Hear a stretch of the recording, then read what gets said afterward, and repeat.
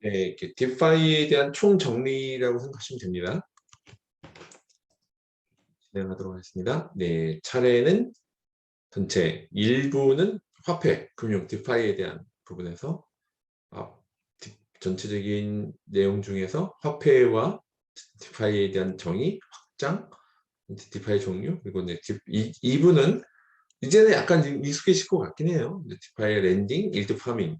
제가 몇 번 말씀드렸죠. 이렇게 좀 약간 반복적일 수 있는데 이렇게 좀 해야 좀 약간 개념이 잡히는 부분이라서요. 그래서 전체적인 1부, 2부를 말씀드리도록 하겠습니다. 뭐 화폐 얘기는 워낙 이제 저희가 크립토커런시 얘기를 할 때마다 이거를 빼놓을 수가 없어서 일단 여러분들이 화폐의 기능은 옛날에 교과서 때 나오죠. 가치의 척도, 가치의 저장, 교환의 매개.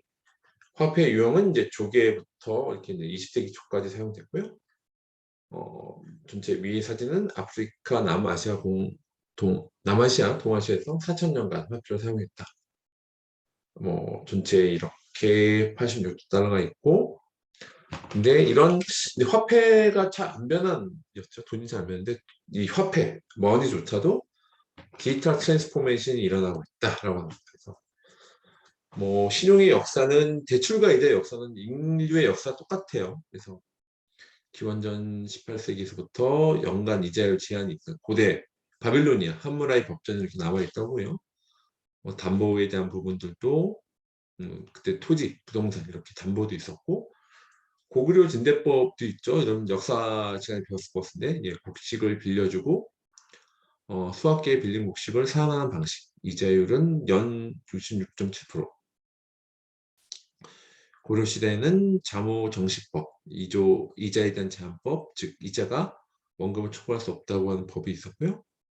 뭐 국내 대부업 이자율 제한에서 뭐 법정 최고 금리가 20%로 이제 인하되는 부분이 있었습니다. 미국 1980년대 2020년까지 뭐 M1, M2 이런 부분에서 전체 머니 스탁, M2 머니 스탁, 보드 가버는 머니 스트리 베이스 하는 부분에서 이렇게 돈이 양적 완화라고 하죠. 돈이 많이 풀린 걸 좀 볼 수가 있고요. 국내 은행 암호화폐에 대한 부분들은 또 사실 약간 이건 업데이트가 좀 덜 되긴 했는데 일단 전체적으로는 뭐 CBDC라든지 뭐 신한 여기 보면 나오는 은행들에서 얘는 뭐냐면 디지털 자산에 대해서 사실은 이렇게 특근법이나 이런 것들 말고 뒤에서는 디지털 금융은 굉장히 준비를 많이 하고 있어요. 그래서 여러분들이 디지털 블록체인도 잘 알고 데이터를 잘 알면 여러분들 몸값이 올라갈 수밖에 없는 구조로 돼 있어요. 거기다가 AI 데이터까지 안다. 그럼 사실은 이렇게 블록체인도 AI 데이터가 주인공이긴 한데 블록체인도 디지털 자산에선 핵심 인프라로 쓰이고 있다. 라고 하는 거고요.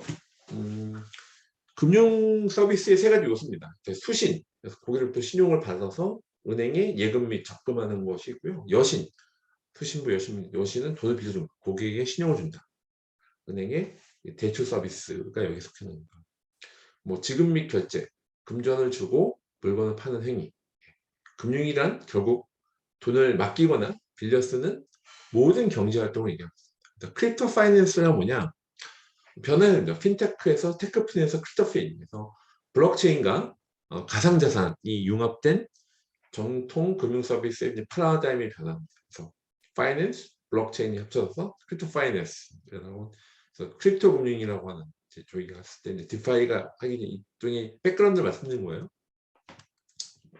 크립토 파이낸스에 대한 부분도 이렇게 변화의 흐름의 역사적 흐름, 웹 1.0, 2.0, 3.0 얘기하는 거죠. 이렇게 이런 블록체인과 가상자산이 융합된 전통 금융 서비스의 파라다임이 변화되고 있다고 합니다. 디파이의 정의는 블록체인과 스마트 컨트랙트 기술을 활용해서 구축된 플랫폼상에서 거래되는 금융 상품 또는 서비스, 금융 생태계를 말합니다. 그래서 이제 중요한 것은 블록체인과 스마트 컨트랙트 기술을 활용한다는 거죠. 그래서 디파이의 구성 요소는 디지털 자산, 두 번째는 스마트 컨트랙트 혹은 프로토콜이라고 불러주고요. 세 번째는 DApp이 있습니다.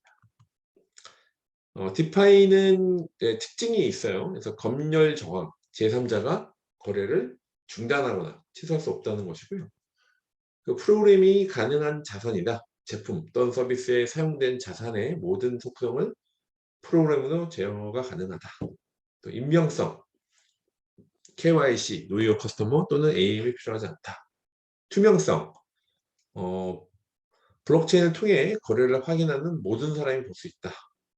신뢰가 필요 없다. 거래가 유효하다는 것을 보장하기 위해 사용자가 제3자의 평판을 신뢰할 필요가 없습니다. 그래서 허가 필요 없음. 퍼미션리스죠. 언제, 어디서나 누구나 제한 없이 서비스 액세스하고 사용할 수 있다고 하는 특징이 있고요. 디파이 어드밴티지는 1은 1뱅크, 한 사람이 다 은행이 되는 거예요. 1은 1뱅크, 1은 1거래소 소유한다. 그래서 은행, 거래소, 운영 참여, 상장 투표권, 이절 결정권 등 가버넌스 토큰이라는 부분이 있었죠. 변화의 키워드는 디지털 트랜스포메이션, 4차 설명의 키워드 부분이 있고, 금융에 대한 파라다임이 변화되고, 미래의 은행과 거래소, 금융 자기 주권, 셀프 서버레인 아이덴티티 기억나시죠? 자기 주권 인증처럼 금융도 셀프 서버레인 파이낸스가 될 수 있다는 거죠. 그래서 디센트 파이낸스 확장 배경은 기술적 배경입니다. 기술적 배경은 뭐 블록체인 기술이 발전됐어요. 그래서 성능, 플랫폼, 마이닝이 안정되는 부분이 있고요. 스테이블 코인 확대됩니다. USDT, 뭐 다이 등 확대가 되고, 랩트 BTC 출현, 아까 기억나시죠? 이더리움 네트워크 상에서 비트코인을 표현하는 ERC20이라고 하는 BTC의 가치와 도미넌스 활용할 수 있고, NFT 활성화, NFT와 디파이가 또 융합되고 있습니다. 두 번째 환경적 배경이에요. 블록체인 시장 참여자들의 증대, 매스 어둠션이라고 하죠. 많은 센스는 기대, 중앙화 거래소 확대되고 있고 지갑수가 증가됐고요. 시장 규제 변화입니다. 뭐 BTC ETF의 승인이라든지 한국에서는 특검법 시행되고 과세도 유예되고 이렇게 좀 되고 있고요. 중국 뭐 블록체인 쪽에 약간 미국 중심, 지금 중국이 사실은 지금 뭐 코로나 때문에 그렇지만 그러니까 신뢰를 많이 잃고 있죠. 그리고 국가들의 CBDC, 그래서 CBDC는 제가 또 그 앞에 그 영상도 보셨지만 머니에 대한 디지털 트랜스포메이션 이런 거, 그리고 덱스, 타주화에 대한 출현 확대가 되고 있고요. 타주화화 거래소 출현 및 확대가 됐습니다. 기타론 이렇게 뭐 팬데믹 영향도 있었어요. 디파이의 히스토리입니다. 그래서 사실은 2013년 11월 달에 비타리프 트렌이 이더리움 프로젝트 발표했고요. 2014년 12월에 메커다오가 설립된 최초의 디파이 회사라고 볼 수 있고요. 이더리움 블록체인 런칭됐고, 다오 프로젝트 이더리움에서 토큰 세일에서는 뭐 1150만 개 이더리움, 이게 또 포크돼서 또 이제 갈라지게 됐긴 했죠. 오아시스 덱스에서 탈중앙 익스체인지가 런칭됐고요.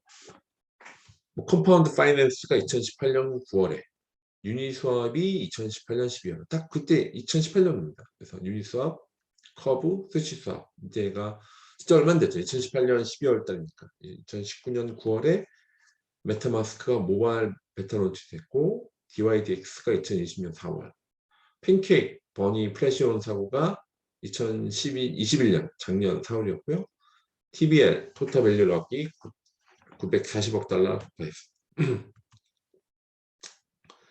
디파이하고 세파이의 비교입니다. 장점은 세파이는 효율적인 시스템, 서비스 운영이 되고요.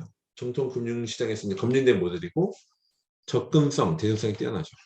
디파이는 분산 장부로 인한 보안 및 투명성, 신뢰가 좋고요. KYC, AML 불필요하고 카운터파티 리스크가 없습니다. 단점은 보안의 비용이 있고 KYC, AML 약간 이제 상대하면 되는 거죠. 카운터파티 리스트, 중앙기관 부도나 해킹 리스크가 있고요. 여기 디파이 단점이에요.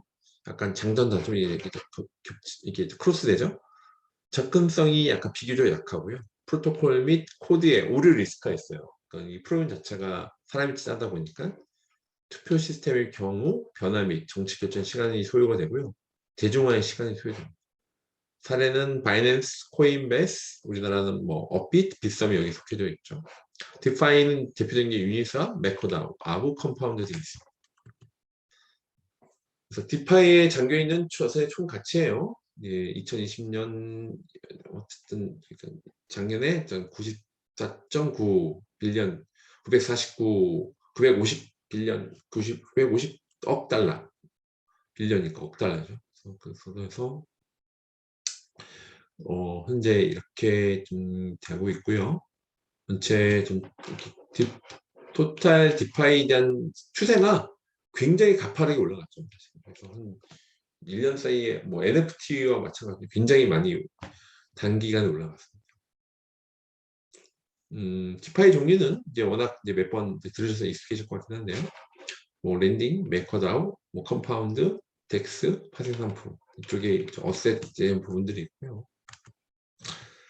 뭐 랜딩은 피어투피어에 대한 대출 서비스예요. 그러니까 이건 P2P 부분이니까 요즘 P2P 대출이 바뀌었죠. 약간 온라인 투자법, 온투법을 바꾸는데 온라인 플랫폼을 통해서 대출자와 차입자를 연결해줌으로써 1금융에서 대출받기 어려운 개인, 기업이 이제 중금리로 대출을 받을 수 있는 거죠. 이제 P2P 대출의 두 가지 대출 심사, 담보평가에 대한 불투명성, 그리고 자산 수탁자 업체에 대한 유리스크가 있죠.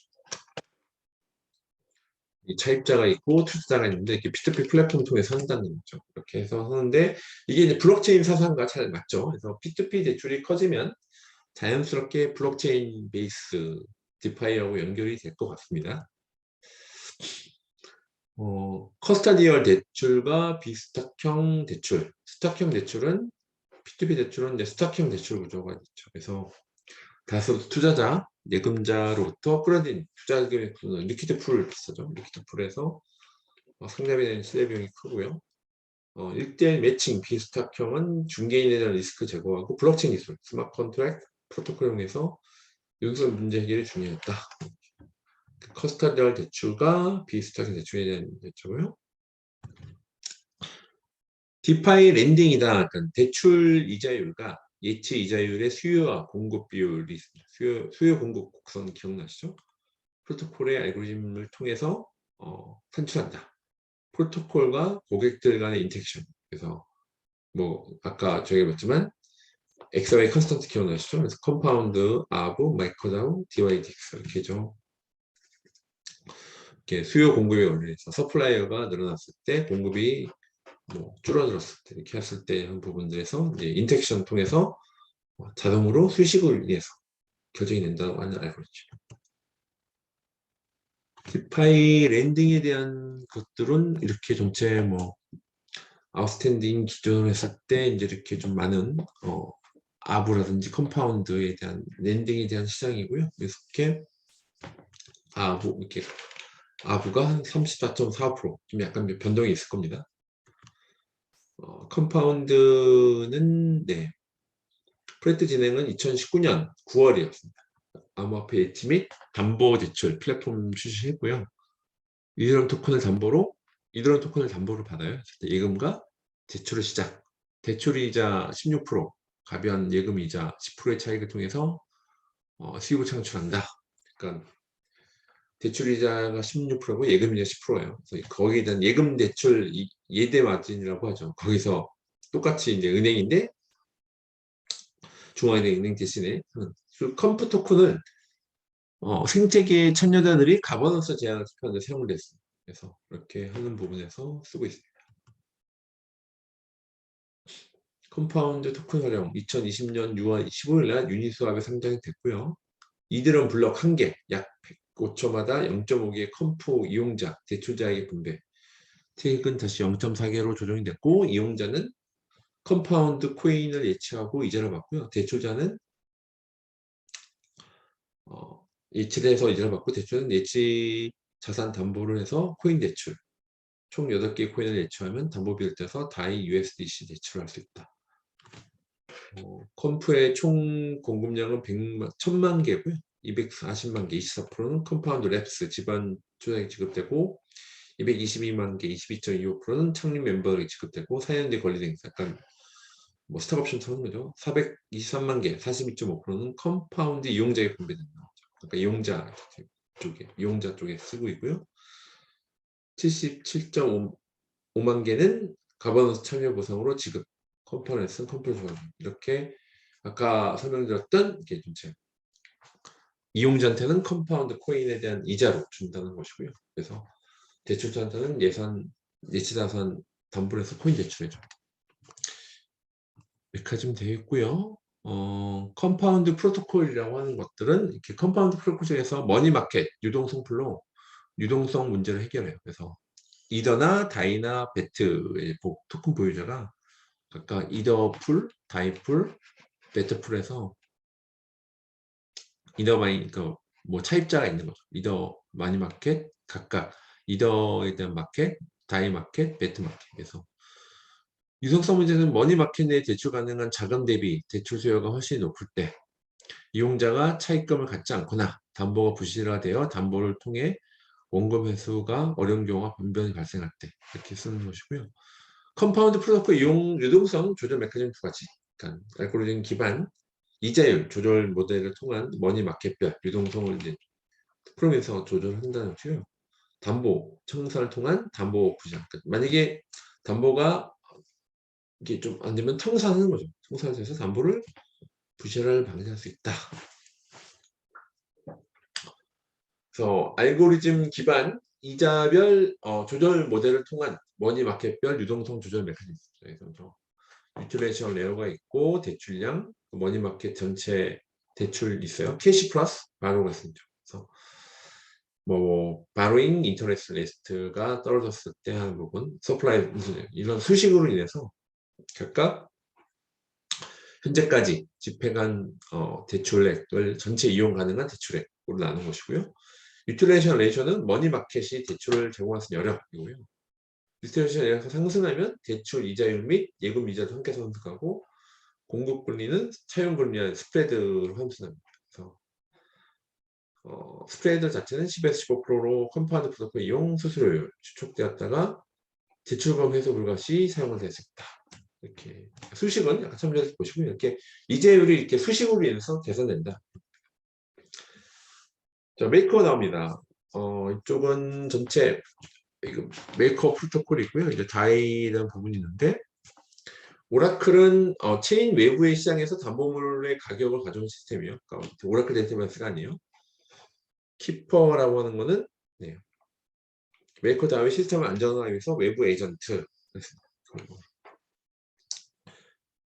다이 홀더가 있습니다. 안정적인 가격 유지하는 암호화폐를 필요한 사람은 다이 홀더고 볼트 오너는 볼트 생성을 통해서 암호화폐를 담보로 맡기고 다이를 발행받는 사람입니다. 이제 볼트가 있고 저기 유저가 여기 있습니다. 유저가 있고 메이커 프로토콜 통해서 이렇게 전체 그러니까 그 랜딩 그 대출을 받는 부분에서 이렇게 나는 볼트 유저가 있고 일반 유저가 있다.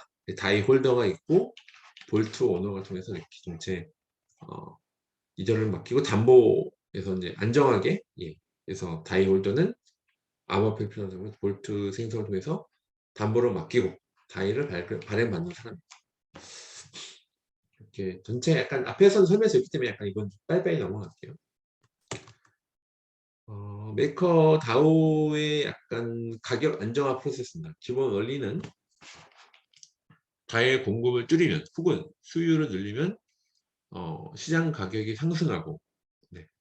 다이의 공급이 늘어나면 혹은 수요를 줄이면 가격이 낮춰지고 이렇게 전체 메커니즘 통해서 다이의 이제 공급을 통해서 이렇게 아니 이렇게 수요 공급이 원리죠.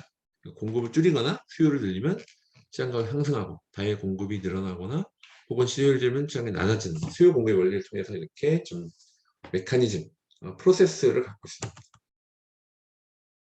다이투 USD 차트 from 코인 마켓 캡에 대한 부분들이 이렇게 좀 변동폭 있다가 안정화되고 있다는 걸 보고 있고요.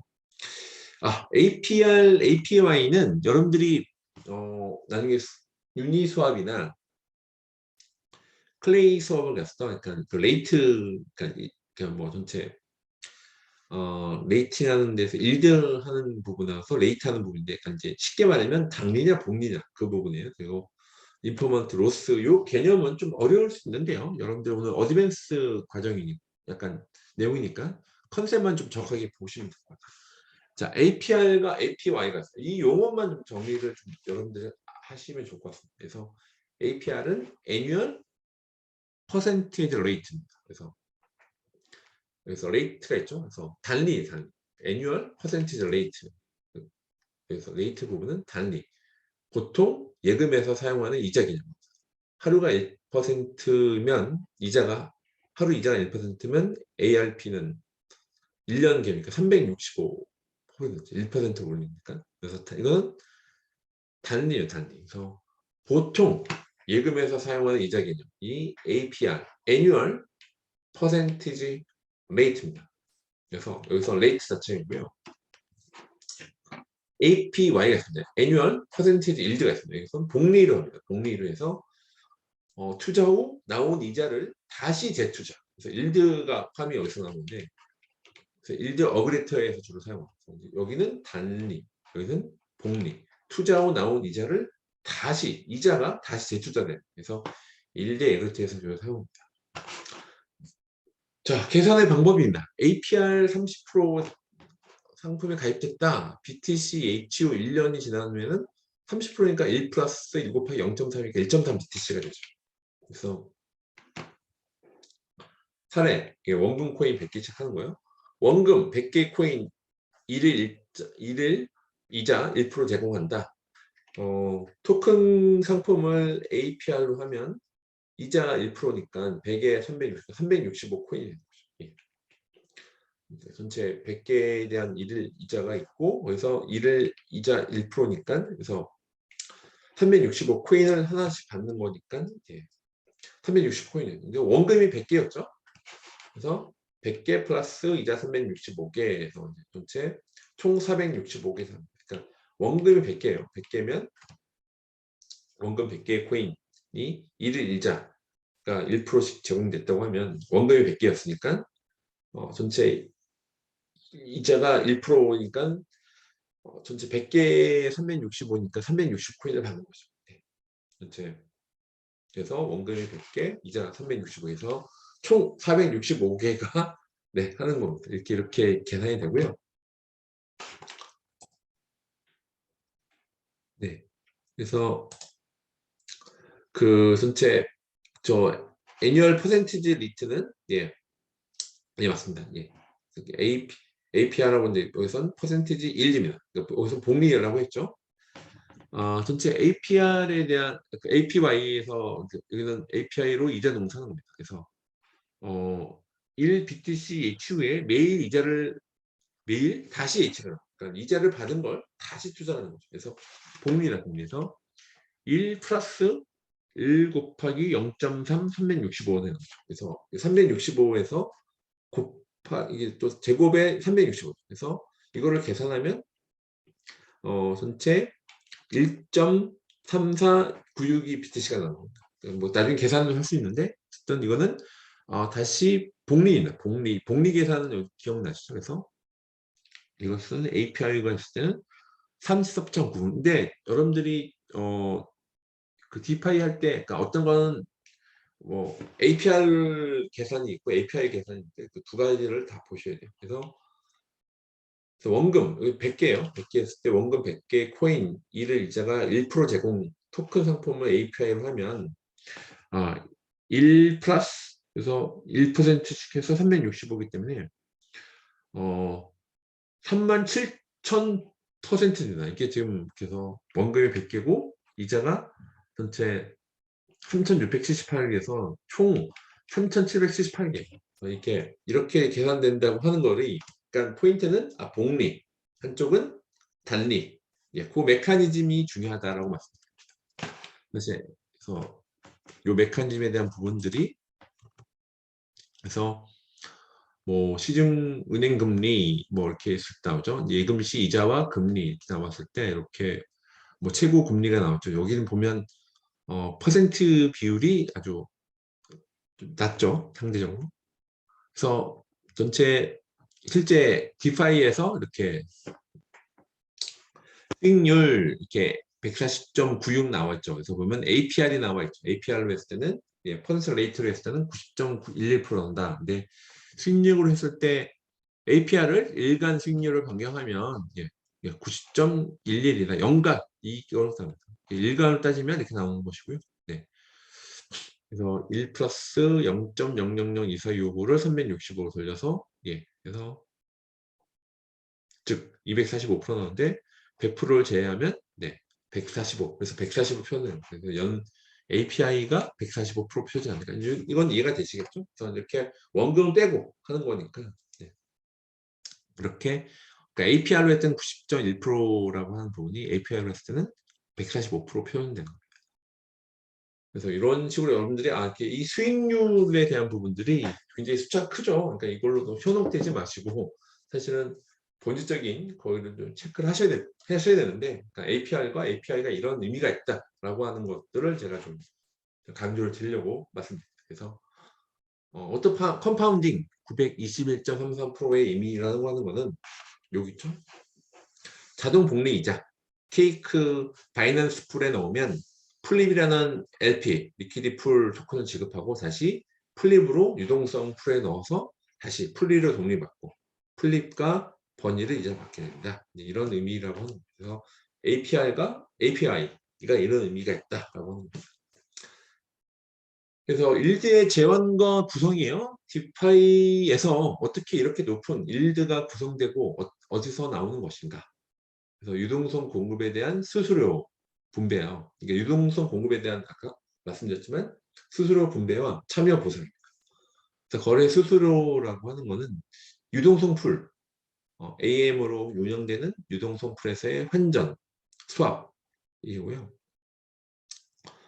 수수료 중 유동성 풀에 배분되는 거래 수수료 0.17%가 팬케이크 수합 기준입니다. 그래서 유동성 387.42 밀리언 일일 거래됐을 때는 이제 90.97 곱하기 0.17 100분의 365일 그래서 연간 배분되는 수수료 총액이고 이거를 했을 때는 APR로 했을 때는 유동성 공급자에게 배분되는 이자율입니다.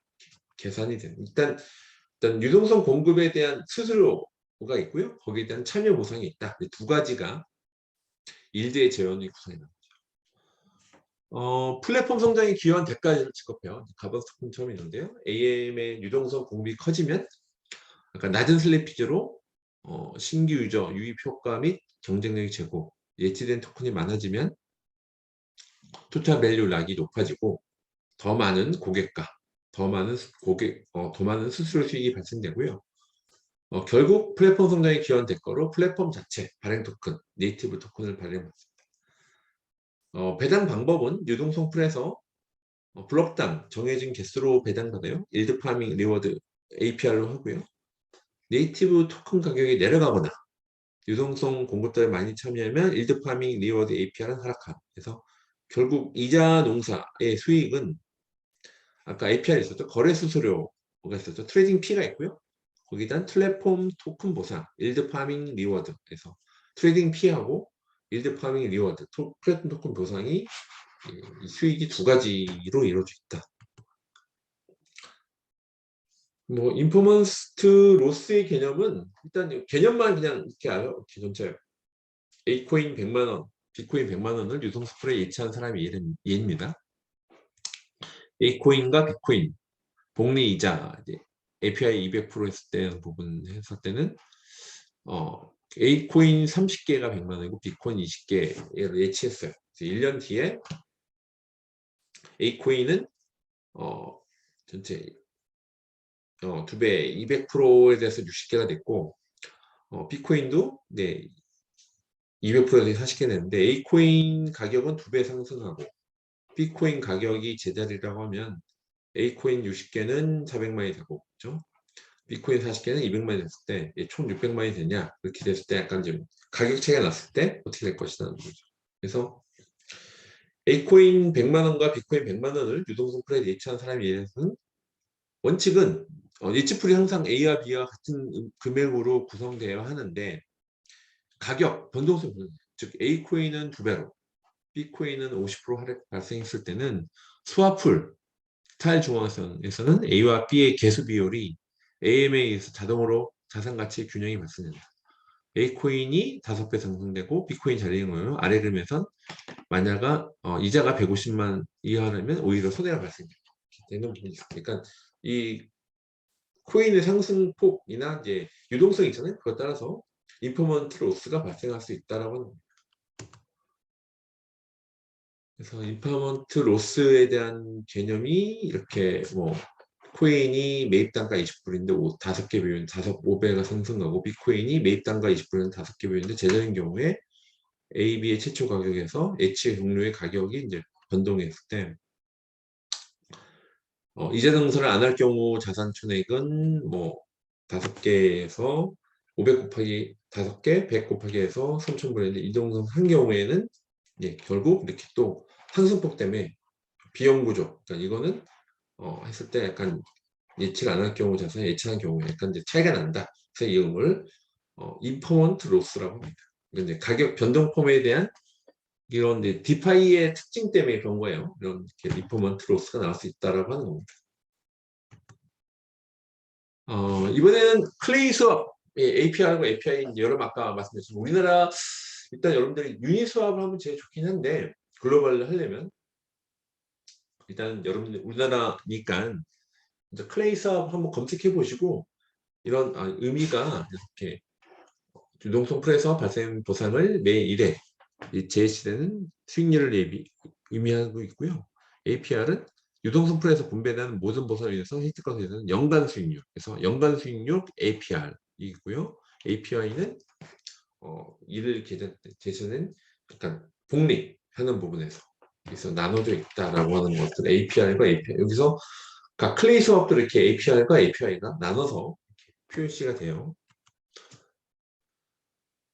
그래서 놀라운 이자율을 뒷면 이야기 우수는 100% 심지어는 뭐 10,000%까지 있다고 하는데 이렇게 좀 저 정도 한번 저도 뭐 투자 쪽은 하는 사람은 아니라서 여러분들 한번 직접 클레이 수업 가서 이렇게 한번 돌아가는 것들을 한번 한 테스트 정도는 해보시면 좋을 것 같아요. 일드 파밍은 아까 뭐 몇 번 말씀드려서 디파이 스왑 프로토콜입니다. 개념은 A 코인을 주면 B 코인을 바꿔준다. 그렇죠? USDT를 주면 이더를 바꿔주고 SSY를 주면 클레이를 바꿔주고 그래서 바꿔주는 비율을 결정하는 기준은 이자를 받으려고 참여한 사람들이 넣은 A와 B 토큰의 리퀴드 풀의 비율. 디파이 수업에서는 이렇게 나오죠. 시장에서의 가격이 1 이더리움이 1000 USDT일 때 리퀴드 풀에 넣으려면 이더리움 USDT 비율은 1분의 1000으로 넣어야 한다.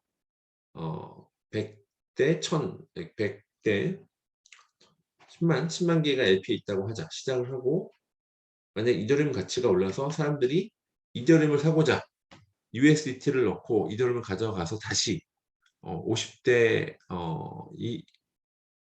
20만 비율로 변경되면 1 이더리움이 4,000 USDT로 가격이 오르게 되는 것이죠. 이렇게 그러니까 리퀴드 풀에서 아까 그 메커니즘에 의해서 이렇게 이더리움 가격이 상승된다고 하면 더 이제 수요가 됐을 때 가격이 오르게 되는 것이 이제 수업 프로토콜이 된 것이고요. 일드 파밍 사례 유니 수합에서는 아까 기존의 오더북은 이제 세파에 쓰는 오더북이거든요. 오더북을 대신하는 아까 자동화된 맥컨 마이커를 이용한 이더리움 기반의 차중화 거래소 덱스라고 했죠. 이게 유니 수합이요. 많은 신생 프로젝트들이 자신들의 토큰 유동성을 유니 수합에 제공하는 것에 집중해서 환율은 유니 수합의 불변 방식 적용하고 그래서 이더리움 풀 곱하기 토큰 풀에 대한 인베리언트하다. 유동성 곱자 10이더와 500 배트가 예정한 부분에서 이렇게 거래 완료했을 때는 이렇게 저희 비율이 변동되는 것들을 이제 환율에 대한 예시가 나와 있고요. 스시 수합은 유닛 수합과 기능면에서 거의 같지만 유동성 제공자들에게 스시 토큰과 거래 수수료 지분을 보상하는 점이 다릅니다. 마스터 셰프 프로젝트 컨트랙트 소유권은 48시간 타임락이 있고 AM 스피노프를 통한 유동성 말에서 통하는 게 있고 스시는 무한정 채굴 가능하고 스시 시세 기준 6,000달러씩 증가폭이 예상되고 컨트랙트 관리자 권한이 커뮤니티 제약을 받는 것이 가장 큰 리스크로 부각돼서 그러니까 스시 수합 때문에 약간 좀 이슈가 되었던 저도 요거는 참조를 보고 비트코인을 어떻게 아까 이드럼 디파이 사용할 수 있는 것인가 아까 잠깐 WBTC 나왔죠. 이제 카이버 네트워크에서 리액트 BTC를 통해서 이제 이더리움 네트워크에서 쓰는, 그래서 비트코인을 이더리움 네트워크에서 쓰는 ERC20 토큰을 말씀드렸죠. 이렇게 해서 이더리움 네트워크에 쓸 수 있다라고 WBTC, 리액트 BTC를 썼다는 겁니다. 또 BTC를 WBTC를 교환시키는 엄격한 KYC AM을 진행한다. 일드 파밍 사례 클레이 스왑에서 AM 프로토콜을 쓰고 있고요. 이렇게 KSP에서 쓰고 있다. 그래서 약간 복잡해 보이는, 아까 말씀드렸지만 아까 C 컨스턴트 프로덕트 옷 마켓 메이커 기억나죠? S 곱하기 Y가 일정이다. X가 클레이고 Y가 KCT 토큰, K가 컨스턴트 펑션. 이게 곱해서 일정하게 나와. 그래서 반비례 모양 고 나오는 걸로 일단 메커니즘이 이렇게 탈중앙화적으로 이렇게 이루어진다는 것을 이제 강조를 드립니다. 클레이 수업에서 이렇게 쓰는 일드 파밍에 대한 부분들이고요. 스테이킹 서비스도 있어요. 근데 클레이 코인을 스테이킹 또는 언스테이킹 서비스를 제공해서 클레이 코인을 맡기고 예치, 은행처럼 뱅킹 서비스처럼 예치, 저축, 저장, 예금 등의 이자를 받는, 이제 5% 이제 또 약간 이자를 받는데 이제 스테이킹 시켜서 이자를 받는 스테이킹 서비스가 있습니다. 그리고 디파이와 NFT가 융합이 돼요. 그래서 NFT 시장은 훨씬 이렇게 성장이 되고 있고요. 그래서 NFT는 워낙 얘기를 앞에서 얘기했으니까 뭐 이더리움, 트론, 이렇게 뭐 폴리곤, 바이낸스 스마트 체인 쪽 부분들이라서 NFT에서는 이렇게 뭐 이거는 많이 우리가 NFT 시간에 많이 배웠죠. 스포츠 탑샷에서부터 뭐 나이키, 루이비통, 뭐 이제 엔터테인먼트, 테크, 비디오 게임 이렇게 쪽에서 활용 분야가 있고요. NFT 게임 중에서는 뭐 플레이 투 원, 아까 엑스인피니티에서 베트남 스타트업 스카이 마비스가 그 유니콘이 됐죠. 우리나라 사실은 지금 뭐 두나무 쪽 빼놓고에서는 좀 빗썸도 약간 올라가긴 한데 사실은 이 베트남 쪽에서는 이렇게 스카이 마비스가 떠오르는데 플레이 투 언에서 쓰고 있는 부분이고요. 저희가 얘기했던 메타버스에서 이런 NFT 융합된 메타버스, 디센트럴랜드, 샌드박스 성장이 되고 있습니다. 이렇게 성장이 되고 있어서 메타버스와 NFT가 융합돼서 여러분들이 계속 제가 블록체인 융합을 강조드렸잖아요. 이런 식으로 계속 융합이 되고 있다. 근데 이것들이 또 디파이와 NFT도 융합이 돼요. 그래서 대체불가 토큰, NFT, 아까 비트코인 이더리움을 담보 맡기듯이 NFT를 담보로 제공하고 유동성을 빌릴 수 있는 디파이와 NFT의 결합 플랫폼, nftpi.com이 나와 있습니다. 그 NFT를 이제 NFT가 약간 좀 담보로 맡길 만한 또 그런 프로세스가 필요하겠죠. 마치 비트코인 이더리움을 담보로 제공해서 유동성을 빌릴 수 있는 것처럼 NFT와 디파이가 융합되는 nftpi.com이 유래가 있습니다. NFT 사례들은 뭐 국보, 국민정음 해례본 이것도 뭐 뉴스에 많이 나왔는데 NFT로 제작해서 판매됐고 월드와이드 버너스리가 한 소스코드로 NFT로 발행됐고 뭐 이스라엘 구단과 알파고의 제도 5국하는 기부하는 것이 있었고 뭐 BTS 허브라든지 사인 CD를 NFT에서 실물 형태와 함께 그 소유권의 이전인 경매 이렇게 좀 컨텐츠가 있는 쪽에서 그래서 앞에서 얘기했지만 이 컨텐츠 있는 모든 회사들은 지금 다 NFT에 아주 열광을 하고 있습니다. 글로벌 디파이 마켓 스테이터스예요. 그래서 디파이 전체 시간 시장 중 크립토 랜딩이 80.44예요. 거의 이제 많은 전체 랜딩 대출 쪽이 많죠. 그래서 저쪽에 여기 보시면 프레스트가 메이커 뭐 WTC 쪽 있는데 랜딩이 한 80% 이상을 차지하고 있습니다. 이쪽에 랜딩이 노란색이죠. 기관 디파이에 대한 시장인데요. 이렇게 아까 전체 디파이에 대한 생태계 맵처럼 있었죠. 이제 그런 약간 다르게 본 건데 블록 데이터 보고서는 3개, 뭐 100대 은행 중 55개가 암호화폐 투자 중에 있고, 기관 디파이란 엄격한 규정 준수 요구사항이 있는 기관의 요구사항에 맞게 조정된 블록체인 기반 금융상품이다. 금융 서클에서는 디파이형 API가 출시 예정이고, NFT 또는 기타 디지털 자산, 부동산, 주식, 채권 등과 같은 기존 금융자산, 또는 실물자산이죠. 토큰화로 확대가 준비되고, 부동산이라든지 대표적인 부분이죠.